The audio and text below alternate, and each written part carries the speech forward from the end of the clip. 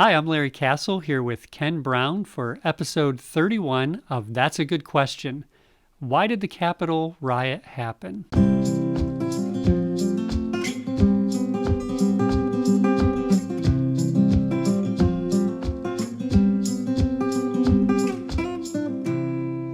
We're finally back to That's a Good Question after taking a break for the holidays. And we just so happen to be returning during a pretty momentous week in our nation. As everyone's aware by now, we had the riot on Tuesday in which the U.S. Capitol Police were overrun. It's sometimes called the Temple of Democracy. Our Capitol building was occupied illegally. These lawmakers who were in session, they were moved to bunkers for safety, and there was looting, rioters taking selfies in the House and the Senate chambers, in the offices of congressmen and senators, and people running off with property. But most noteworthy of all of this is that there were 5 people who died. One of them was a Capitol Police officer. So today we want to explore the question, why did the Capitol riot happen? We know that this is probably one of the things uppermost in the minds of most of us this week. So you and I talked on Tuesday afternoon as it was happening. Excuse me. And you had texted me about what was going on. I wasn't really watching the events too closely. And I went online to PBS's coverage and just watched in disbelief. And I'm sure that was true for most Americans. We couldn't believe what we were seeing. So it's just hard to process.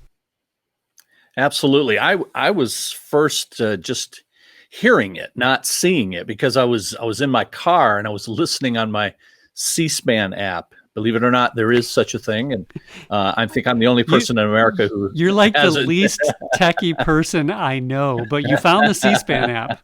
I found the C-SPAN app. Oh man. So what I was listening to, though, was not the president's speech in the at the ellipse, I think they called it, outside of the Capitol where the crowd was gathered, but rather I was listening to the proceedings that were taking place in the House of Representatives to certify the Electoral College results. And as I was listening on C-SPAN, suddenly the proceedings were halted without explanation, and there was just chaotic noise for about 15 minutes until a C-SPAN announcer came on and said the Capitol has been breached, intruders are marauding in its hallways. And that's when I wrote to you to explain what was happening. Yeah.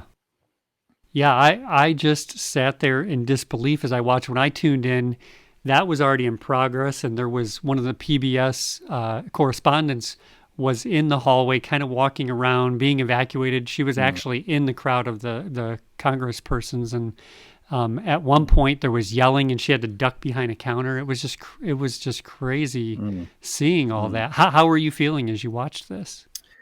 You know, when I was later able to get to a TV and then I saw it, I was profoundly sad about it. I was actually on the verge of tears, really. I had a time of prayer with Kim, and then I wrote to the pastoral team, and I said I just had a time of prayer with Kim for our country, and I especially for Christians to see clearly. And so I ask, please pray, men. I mentioned that other than 9/11, this is the saddest day of my life as an American. Very, very profoundly sad. Because, you know, I love our system. I love our system of government. And I believe it's a gift of God's common grace that allows us to pursue his work in a system that gives us structure and efficiency. It's the best system that human minds have been able to devise in this uncommonly ingenious structure. There's never been any that's been like it. And then to see it literally under assault was just heart-wrenching. And so I wrote to the pastoral team that day. I said this, that what we too often fail to recognize is that it literally takes just days or even hours to destroy what was built over decades or centuries. And that is core to what conservatives believe. that you have to actually and actively conserve what you have because it can be easily lost.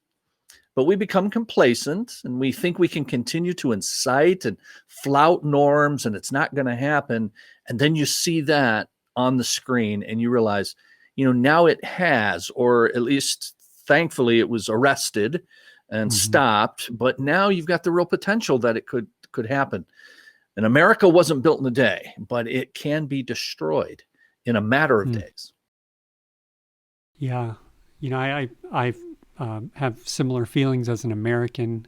We love our country. We love our constitutional system.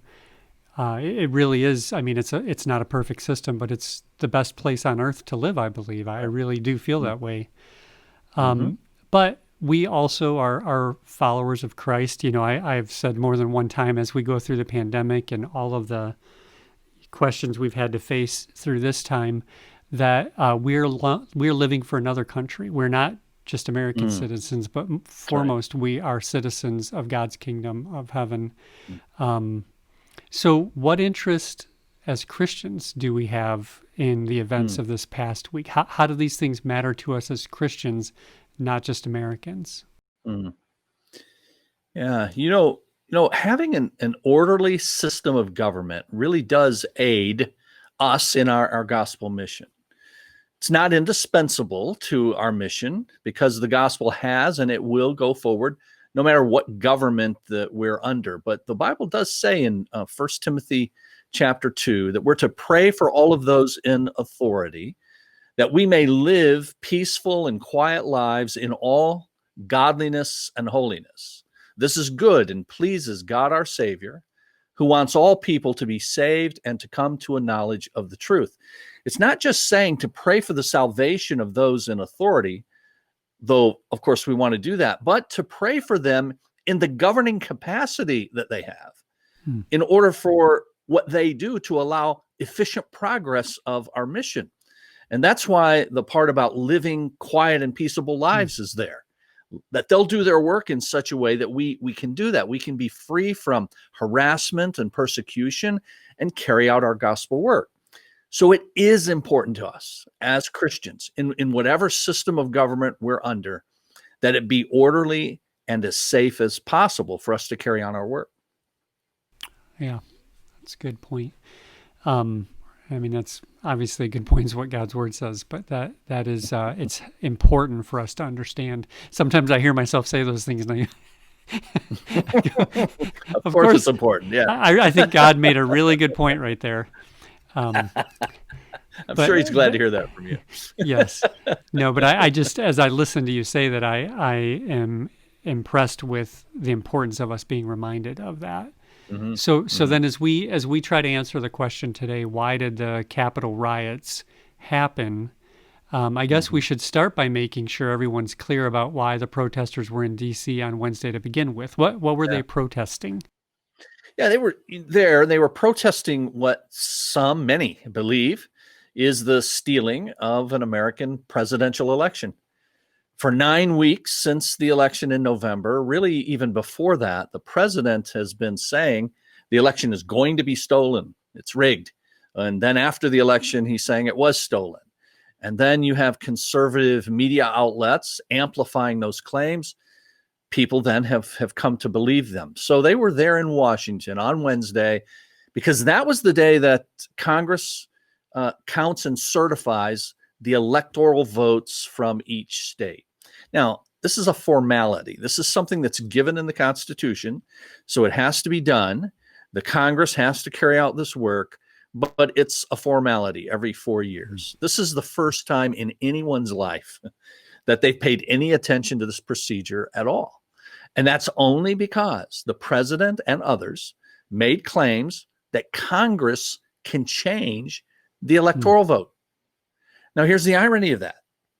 There is absolutely no way the Congress on Wednesday had any power whatsoever to change the results of the election. And yet this protest and the handful of senators who frankly shamefully went along with that were doing what they did supposedly in the name of the Constitution, in the name of the Constitution that they're actually violating. While claiming to uphold our process, they were actually, and I'm going to be blunt, they were actually lying about and undermining it. But folks who don't spend their time looking at the Constitution and all that, they trust what their leaders or their chosen media outlets are telling them, and so people came to believe that. They came from all over the country believing that, even though there was absolutely no truth to it. And here's the real shame: those senators. I mean, you have a guy like Josh Hawley from Missouri. You have a man like Ted Cruz from Texas.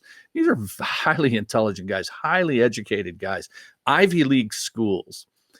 But, and not coincidentally, both of them with presidential aspirations. Both of them are looking to be presidential candidates in 2024.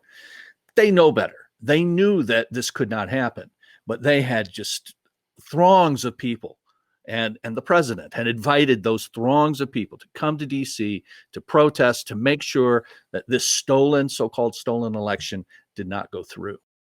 Yeah.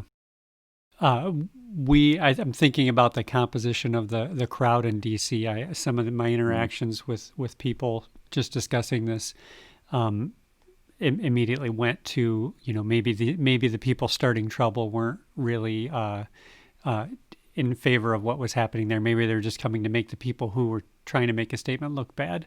But we saw, what's that? That's a nice try. Yeah. Well, I don't think that many people could be posers. Right. Posing as, but I mean, well, let me just say something. Yeah. I'm sorry. Please keep your train of thought there. But let me just say, I've heard that as well.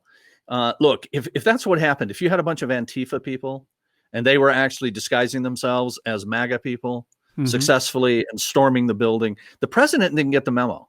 No, right. And here's how I know the president didn't get the memo. After this happened, after the storming of the building, and after this damage is done, and after people are killed. Now, at that point, I don't know that we knew anyone had been killed, but we certainly knew it had been breached. We knew this damage had been done. And then the president makes a short video, and the president says, "We love you. And you're very special to us." Yep. So he definitely didn't think that they were Antifa. He knew who they were. And that is, in fact, who they were. Sorry to interrupt. Yeah. No, very good point. That was a part of my train of thought there. But we saw, I mean, the vast majority of people who were outside there and who were upset about this. We saw the huge Jesus 2020 banner that was hung at the Capitol building, and there were people carrying Bibles. So I'm sure there were Christians in the group. And there's nothing wrong with peacefully protesting. I'm not trying to say that they shouldn't have been outside there and expressing their opinion. I'm very thankful to live in a place where we have the right to do that without fear. And I'll even assume, let's assume that none of the Christians that were there were violent or broke the law. But what is it that has people so riled up? Both Christians and just your average American. Why is everybody so upset? You're saying that the protesters, those who were well-meaning and didn't commit any crimes, they were there under false pretenses, and they thought something could happen that could not, in fact, happen. How has it come to this? Well, I have been writing about this for months now on my blog, Church Matters blog. And we have talked about it at times on here on That's a Good Question. But I firmly have come to believe that these false notions are circulating and gaining traction because we're listening to people who get paid to get folks riled up. Here's an example as it relates to the Electoral College issue. Mark Levin, again, another very, very smart guy on the Fox News network, but he misinformed people. And the president picked it up and he ran with it. Levin said that the various state legislatures could pick their own slates of electors. And he encouraged several of the battleground states, the close states that the Trump people were saying that he had actually won, to actually do that. Listen, according to the Constitution, they cannot do that. Now, think about this. If your legislature in a state is controlled by one party, but in the presidential election, the other party's candidate wins, then you get to that legislature gets to unilaterally change the results. by choosing electors that will vote for your party's candidate? I mean, Seems that's to the idea. yeah, seems to invalidate the whole idea of the people voting. Exactly, which is supposedly what we're fighting about. Hmm. But in order to fight about it, we're actually going to do the very thing that we're claiming has been done. It's amazing. So, That characteristic is true of a lot of aspects of this I've noticed, but I don't want to get us distracted with that. it's true though. Yeah, the thing you're saying you're against, you end up doing, in a Hmm. lot of ways, right? So here in Michigan, we have a Republican-controlled legislature. We have a Democrat governor, but we've got a Republican-controlled legislature. Biden wins Michigan by 150,000 votes. By the way, Trump won Michigan 4 years ago by under 11,000 votes. 11,000 votes. Biden wins by 150,000 votes. The electors from Michigan then are pledged to vote for Biden. And the Republican legislature, as much as it would like to, of course it would like to, that Biden's not their candidate, but they can't.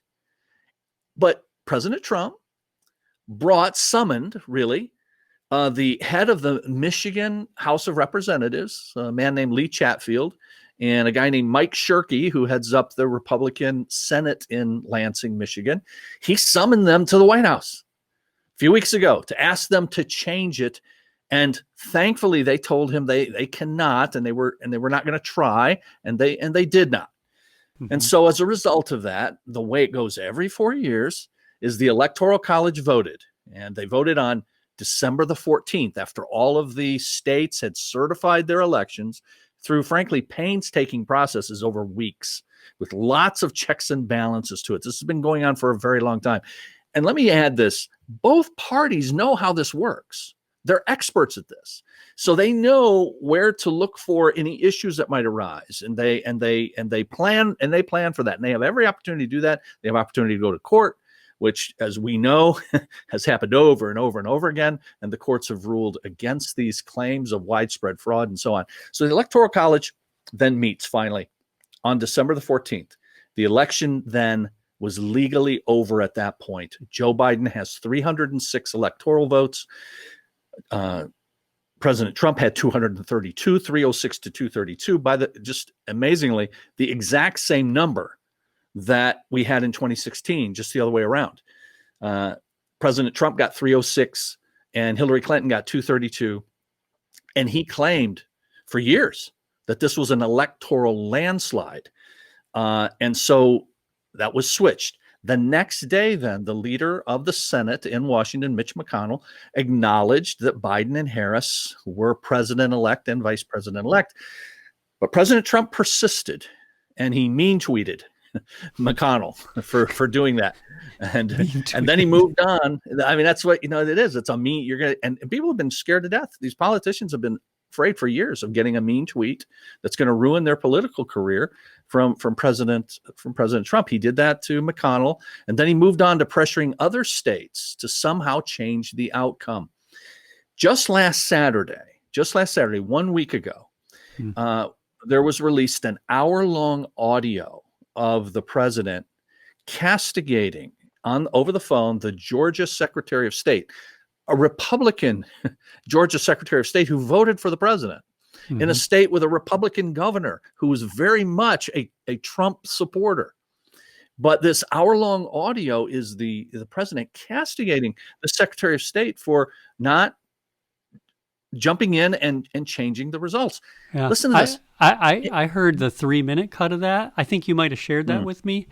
And I heard some people who were saying, why is that all cut up? And so I listened to the longer one, and I'm here to tell you it wasn't better. It was worse to hear the context. It was clear. Absolutely. Yeah. Oh, yeah. I mean, and the Georgia Secretary of State just said straight out, Mr. President, the facts you're operating with are just wrong. They're just wrong. I mean, this guy is on there. He's a Republican. He knows the deal. In Georgia, they counted 3 times. 3 times. And it came out the same way. So why were they there? People had been given false hope that there were these ways to overturn the election when, in fact, there were not. Not through the states, not through the Congress. But because they thought so, and because they had been told over and over and over this election has been stolen, those who were in D.C. on Wednesday were ready, man. I mean, they were primed to force Congress Congress, you got to do your duty. Now, all the while, this is not their duty. No. But the president is cheering them on when, in fact, Congress could not do what he or they wanted to have done. Yeah, it was mind boggling to hear some of the explanations friends, online friends, but friends provided about that whole situation. You know, the president who they were suggesting is doing a great job and is, very astute, yet wasn't able to deduce what could happen if he did what he did leading up to this day and said those kind of things, and saying this isn't his fault, these people did what they wanted to do. And I might be getting ahead of myself just giving my take here, but I just don't know how you can be president of the United States and not have an inkling of what might go wrong with how this was led up to. Well, I'll just jump in here and say to that. Yeah, thanks for that. Look, none of us are saying, I'm not saying that the president knew that people were going to storm the Capitol. And in his speech across from the Capitol to that crowd, you don't have a sentence where he says, go storm the Capitol. Now, he does say, we're going to march on the Capitol. And he does say, I'm going to march with you, which he didn't do. Mm-hmm. They went, and then he went in the opposite direction, and he watched what happened. And it was hours before he came out and said, hey, we love you. You're special to us. You can now go back. You can now go back home. That, frankly, is unforgivable for that to be going on. If he comes out, he's their hero. If he comes out in person, which he could easily have done, he was just a couple hours earlier on person. He comes out in person and says, this is over. Get out of here. They'll do what he says to do. But that did, unfortunately, that didn't happen. So, but I'm not saying he said that, and I'm not saying that he knew what would happen, but he should have, I think, is what you're saying. That's what I'm saying is, if you was it 45 days leading up to it? If you for 45 days insist and persist to dogmatically say the election was stolen, you should expect people to be very angry. If that's true, that's a horrible thing if that's true. And we're going to fight, using words like we're going to fight. Honestly, I'll just quote what he said. We're going to fight like hell is what he said. And Rudy Giuliani gave a speech to that group, and he said, this is going to be a trial by combat. That's a quote, a trial by combat. You got to have enough responsibility that if you've got people fired up like that, and you've told them that those people in that building are complicit in stealing an election from you, then how can you be shocked that they're going to say, you know what, this is not going to happen in our country, and we're going to have to just take matters into our own hands? And that's what some people did. Yeah, that was my big concern, especially among Christian people of influence as I spoke with people, is that we have to be using language now that will diffuse the tension, not instigate an elevation of it. So, this, back to the electoral college system that you were talking about, this is the system that we've used, all the way back our entire lives with regard to electors and electoral college. So why did it just now become an issue this election year? Yeah, I wrote about this. As I said, we've been writing about these things and talking about them for a while because they've been going on for a while. And on the Church Matters blog back on November the 20th, just a few weeks after the election, I wrote a blog titled, Why Are You Afraid? And in it, I said that we are being, this is a quote, discipled into fear. And we're being discipled into fear by who we listen to. And that these purveyors of fear have an agenda. It's to get you motivated. Fear motivates. Motivated to vote or to donate or to just keep coming back to listen because that makes them money. Hear this, friends. Let me say it as clearly as I can. Truth is not the currency of fear mongers. Truth is not what they traffic in, okay? They traffic in whatever will get you jazzed. The more afraid you are, then the more likely you are to take action that they want you to take, like voting for a candidate or donating or listening to that scary voice tell you how bad the liberals and the socialists are. Let me throw in my disclaimer here. I'm going after the right for saying this, not the left, because my audience is primarily right of center. And so that's who I'm talking to. It's not that I'm saying that the other side doesn't do that. I'm not saying that. I don't really care because that's not who I'm talking to. I So, I used the analogy with a friend as I was talking about that it's one thing if my neighbor's kid's going around breaking windows. I should be concerned in my neighborhood, but if my kid's going around breaking windows, I'm going to give it some pretty close attention. there you go. Exactly right. That's good. So I said in that blog, I said for many publications, their embellishments, they're not a bug, they're a feature. The Mm. exaggerations are not simply over exuberance, they're instead a business model. It's Mm. designed to give the consumer news he presumably can't find anywhere else. Many conservative Christian people are getting their news from the same sources, which are specifically designed to create fear that keeps you coming back for more, and you're feeling increasingly uneasy all the while. I've heard from very many people that one major source of their dread is this supposed fact that the presidential election has been clearly stolen because it's been hammered over and over and over again. And this is clear to them because I wrote it this way, that they've heard it said, they've heard it claimed, tweeted, denounced, attacked, tweeted, repeated, alleged, asserted, charged, contended, declared, and so on.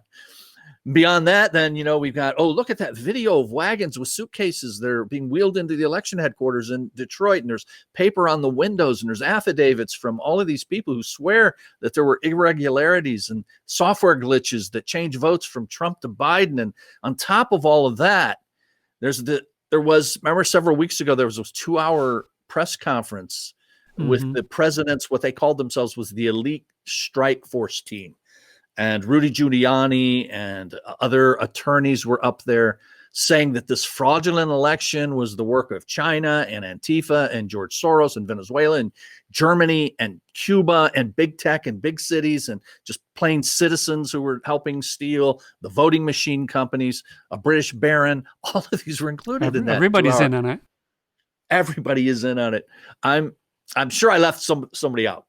But honestly, that then is enough to scare anybody nearly to death. I mean, in the last few days, haven't we seen that the vice president must even be in on it? Okay, so then that's what happens. That's what happens. Then people then must be, okay, you're part of it. In that very press conference that we're talking about, one of the attorneys there said that the governor, the Republican governor of Georgia, strong supporter of President Trump, Brian Kemp, he's in on it. He's in on it now. And so now, the vice president has been turned on by the president just in the last couple of days. 5 years, really, campaign included, of just being so subservient to the president. And then some might say a questionable level of devotion. Oh, yeah, I would say that. I would say that for sure. But, and then you get, kicked under the bus because you're doing what the Constitution, he had nothing else that he could do according to the Constitution. But see, these claims are not proof. And here is, in fact, the truth. At the time I wrote that blog entry, there had been just a little over 30 court proceedings. Since that time, since November 20th, there have been a total of 60, a little over, court proceedings in a number of states challenging different aspects of the election. And the challenger's record is 3 wins and 61 losses. Wow. And here's the reason. It's one thing to So can I ask you a question something. about the details of that? I first of all, that's higher than I thought it was. I thought it was at 55. I'd read that, but it must have been an old number. When you say 3 wins, 61 losses, are you including in the losses cases that have just been thrown out? Yeah. Yes. But so that's not all of them. But we're counting that as just the same, basically, right? Yeah. If there's no merit to it. There's no merit. And so, or no standing, this is supposed to be done in a different place at a different way. So not all of those were substantive. Several of them were. And you should read some of these judges, including Trump appointed judges. And some of the absolutely scathing things they said about these challenges, that they are just meritless. You have some of these attorneys now. Sidney Powell is in a world of hurt. If anybody knows that name, she's one of the main attorneys. She's the one that said, we're going to release the Kraken. The Kraken is a mythical monster, and we're going to release the Kraken. We're going to, everybody, the whole world's going to see how bad this thing is. And everybody keeps waiting for it, Sydney. We all keep waiting for it. And she keeps going to court, and, it's going to come one of these days, but it just hasn't come. And she brings these frivolous lawsuits, and she is in a world of hurt with her own law license with some of these people because of doing this. She just today is being sued for 1.3 billion with a B dollars. Now, she doesn't have that kind of money, of course, by the voting machine company, because she's made all these claims about the voting machine companies being in cahoots with Venezuela and all kinds of things, and hasn't proven, a bit of it. Look, it's one thing to assert stuff in front of a camera, in front of a microphone. It's another to prove it in a court of law when you are under oath. As a citizen of this great country, we both talked about what a great country we're in. If there's really widespread fraud, we want to know about it. Right. And nobody has said that there's not any fraud. Right. I can't imagine that you could have, 160 million people vote and not have some instances of fraud in any election we've ever had. The question is it systemic? Is it widespread? And that's the claim that's being made. And none of that is proved. So as of this podcast, we still have zero proof that those claims are true.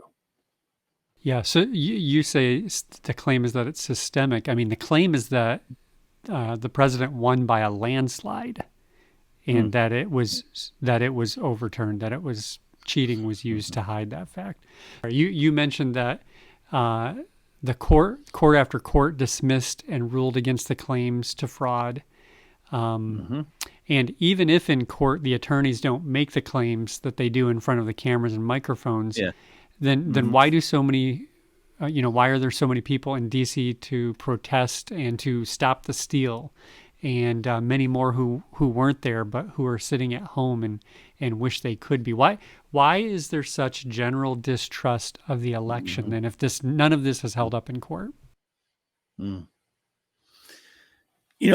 Over these last several years, as I've heard very good people talk about their concerns, I've been on a bit of a mission to try to determine why they're so angry and distrustful. And what I've consistently heard from Republican politicians to conservative commentators to just regular folks, and again, I want to underscore, often very, very good and godly folks, they say what we've heard several times in Congress this week, that the stealing of this election is yet another way for them. Now, I just want you to notice that, that pronoun, them, whoever they are. Well, I know who they are. They're the deep state. But the problem is we don't know how to identify that either. It's another way for the deep state, them, to deny Donald Trump what is rightfully his. That's what's represented, apparently, in this presumed election steal. Because they, in the minds of good folks, the deep state, the liberal media, the Democrats, you've got a whole cabal, and it just involves a whole bunch of people. They've been doing it since the moment he announced that he was running for president. This whole group, whoever all is included in it, were so determined to keep him from being president that the Obama administration spied on his campaign. And they made false allegations that he colluded with the Russians to win the election. And then after Trump won, they wanted to discredit him as a legitimate president, and they foisted a special counsel on him in a guy named Robert Mueller, who spent nearly 2 years, millions of dollars to try to remove him from office. Listen, friends, I think, and those of you watching and who have, that's your narrative. That's what you believe. And I'm not belittling that. I'm stating it. I'm saying that that's what many have come to believe. They've been told that's the narrative that's been going on for several years. And now the election fits into that in the minds of folks. If you're hearing this and that is what you have come to believe, I've tried to represent that accurately. I believe I have. If I haven't, if I've missed something in that beginning narrative, but I've talked to a lot of people, I've read a lot of people, I've heard a lot of these politicians say this, and that's what they say. That's what they string together. Listen, this election, this past election was not close. Biden won by 7 million votes. His electoral count, as I said, was the same as President Trump's in 2016, which he said was a landslide. And that 306 to 232 electoral count, that was known within 5 days of the election. And yet we've had 9 weeks of claims of a stolen election designed to deprive the president of a second term. And again, these claims are without proof. The people at the protest on Wednesday, all of those who stormed the Capitol, are convinced the election was stolen, and therefore they have to take matters into their own hands. Yeah, I've heard the same thing over and over again, that they, whoever they are, have been out to get Trump, going all the way back to the so-called fake Russia investigation. And you're saying that the distrust of the election is part and parcel with that supporters of the president believe he's been targeted, he's been treated unfairly. And so this is just another example as they try to steal the election. That's what it is. That's why this year was so much different, because in the minds of so many people, you've had this going on for years, and this is now the culmination of all these attacks trying to get him. Haven't been able to do it until now. So even in Congress on Wednesday, Republican congressmen like Jim Jordan of Ohio, he's just really made quite a name for himself with some of this. And he was saying this very thing. He got up and he said, this is a stolen election. And then he went back to the fake Russia investigation. They were claiming that they could overturn the election, even though they knew, Jordan and these senators knew that they could not. But they were saying that very thing. They tried to get him with Russia. They tried to get him with impeachment. Now they're trying to get him by stealing an election from him. It's the narrative that many, many people have come to believe. But I'm just going to say this is very directly, that it is demonstrably false. That narrative is demonstrably false. Well, I think we should actually it'd probably be helpful for folks if we take time to wade in on why you say it's false. But I just want to be clear why we care about this as pastors. We're not politicians, so why spend time on this issue? And we are at, let me throw in there, we're at about 37 minutes now, so maybe we finish on this week, and then we can get into the details. If people are going to be dying, saying, wait, I got to go a whole week before you can lay that out for me. I'm sure you can't wait to hear me pontificate on this, right? I'm very interested in hearing the details. I try to follow the details. I know that you're probably much more up on the details than I am, but tell the folks why we as pastors care about this. Yeah, good. And this is be a great place for us to break off and then continue it next week. But why do we care about it? Here's why. If I thought, and I really wish this were the case, I wish that, okay, now this is over. The days are all running together, but just this week, President Trump made a concession speech after the storming of the Capitol. Then the day after, he made a video and he conceded that he is not going to be the president as of January the 20th. And so his administration just has a few days left. And if this then disinformation about how people have been out to get, and that's how the election went and why, if that was going to end, then we could just be done with it. And that would be great for me, because it's just been too much. It's been too much for all of us. It's been too much for me. And I read these things. I got a C-SPAN app. This is what I do in my spare time. I need to get a life, but I do my pastoring, I do my study, I do my preaching. I don't have a golf habit. I don't have another. My habit is reading stuff like this. Maybe we could get you into skateboarding. Not a chance. But even though I'm interested in these kind of things, it's just been too much. And it would be fine for me if this was over. But here's the reason we're interested, that I think it's important for us to try to evaluate what's going on here. And then go forward, hopefully with learning some lessons. And that's what I'm trying to do. I'm trying to learn lessons. I'm trying to help others learn lessons out of this. It's not going to stop. And I don't mean from Donald Trump. I mean, he'll go on with his life. He's got issues he's going to have to deal with that I'll get to next week a little bit in terms of legalities and things like that in New York. And so we don't know what becomes of him in terms of any future political career. Does he get his own television show? How big of a voice is he going to be within the Republican Party? We don't know any of that. But let's just assume that he just fades away. I doubt it. That's just not his style. But let's just say he were to fade away.